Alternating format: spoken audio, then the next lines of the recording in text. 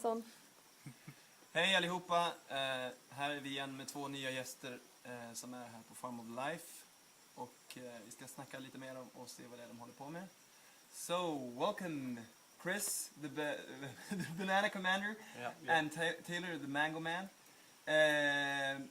Welcome. Thank you. Thanks for having us. Good to see you guys. Hello. Well, we're actually guests ourselves, but it's fun when you've been here a couple of weeks. It's almost as you're starting to host people as well. Yeah. So guys, tell us a bit about why you're here at Farm of Life and what you're up to, what you're doing in terms of raw foods and that stuff. Cool. Well, we're both out here for a Raw Advantage retreat. I own and run a site called the Raw Advantage. It's all about simple, hygienic 811 style raw food eating, basically. So we're holding this awesome retreat out here. Taylor's the surf instructor. I'm going to be doing yoga, skateboarding, and raw food. We're both going to be handling raw food. And otherwise, yeah, that's basically my flow. I'm a registered nutritionist. Okay. Registered holistic nutritionist, rather. And I operate as a lifestyle coach, helping people with the raw food lifestyle and other ways of other aspects of healthful living. I've been eating raw food for 5 years, but I'm a student. My main focus is surfing and school. So I have a lot of knowledge, but I'm not really doing anything to share it right now. So Just living it, man. You're I'm being just, it. I'm just living it. I can help people. Occasionally I do, but mainly I do a lot of math and physics and let him take care of it. So, but how come you guys started eating raw foods? Because you sort of expect people who are like skateboarders, surfers, they're sort of, cool guys.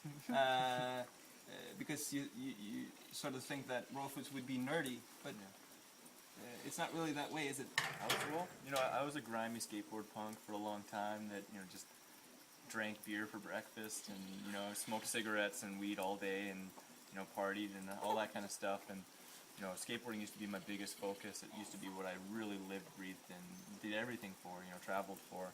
And my real intent was to be a pro skateboarder. I got up to be a pretty high-level amateur in Canada. And with those crazy party times, my health and my vigor really declined. My joints started to hurt, and that's kind of how I got into nutrition. And it was a slow route. Like I've been interested in nutrition for 12 years now, and studying it very, very intensely for at least 11. And that really got me into vegetarianism, and then slowly into whole foodism, and then into veganism, and then into raw veganism. And I've been following a simple 811 style diet for almost 8 years now, and vegan for 9, and vegetarian for 10, I guess. Now you're making your living from it as well. Yeah, because I went to school, like I said, for nutrition, holistic nutrition, and I didn't really intend to use that really for work. I just wanted to skate better, and I didn't really, I just thought like, hey, I'm going to improve my skateboarding and skate a lot better and help friends and family. And, halfway through my schooling, I met a raw foodist named Doug Graham. Yeah. And he introduced me to, simple raw foods. And that impacted me so heavily that within the first month of being raw, I literally knew that was more important to me than skateboarding. I was like, this is what I want to do. And so for 3 years, I really focused on applying the diet and just really learning more and being really congruent with it. And then by that time, I just got to a point where I knew there was nothing else I could do. I was like, everything else seems just insane, And yeah, I guess a lot of people feel that way, that it's hard to go back to something else, because when you do have the knowledge, it's, you can't just forget about it. For sure. Knowledge plus experience and you're sold. You're done. Yeah. It's like, yeah. And Taylor, you were running a tropical fruit company, sort of selling in Florida, right? Yeah, I got into that because of raw food. Okay. And I got into raw food because, like Chris, I was living a pretty hardcore kind of like trying to be a badass lifestyle, and We were badass. ran me into the ground. And it got to the point of where New Year's Day in my senior year of high school, I had enough of. Not only had I been doing too much partying, but I had a few solid chronic ailments. Like I was chronically constipated. I had acne so bad that I was on Accutane, the pretty gnarly drug. In general, I just was low energy. Kind of remember my whole life being low energy. Yeah. I surfed because it was so much fun, and it kept me active, but I was never like, now I feel like I feel bouncy. Like I can just bounce around like a Like I'm spring loaded. So anyways, I got into raw food. I started finding all these great tropical fruit farms in South Florida. Started and ran a business called Taylor's Tropicals for a couple years, and then I decided I wanted to focus on engineering really strongly, and I moved to California, and so I live in California, and I'm an engineering student there. That's cool. I was wondering, you now live in the south of the U.S., where it's still quite easy to find good fruit and stuff Oh, like yeah. that. But you, Chris, you live in like central Canada. Yeah. How is that, being a raw fooder, eating a lot of fruit? And You know, it's funny. I travel a lot, so I'm home between 2 and 4 months of the year, maybe Okay. 6 at the most. This last year I was there from October on till just now, and it used to be harder. My first few years of being raw was really focused in on like, I want this, I want that, there's specifics, and now it's just like, if I have fresh, ripe, raw, organic fruits, vegetables, even some conventional, if that's all I can get, if it's good quality, I'm happy as a peach, like I'm not Yeah. really overthinking about food anymore, it's just food, right?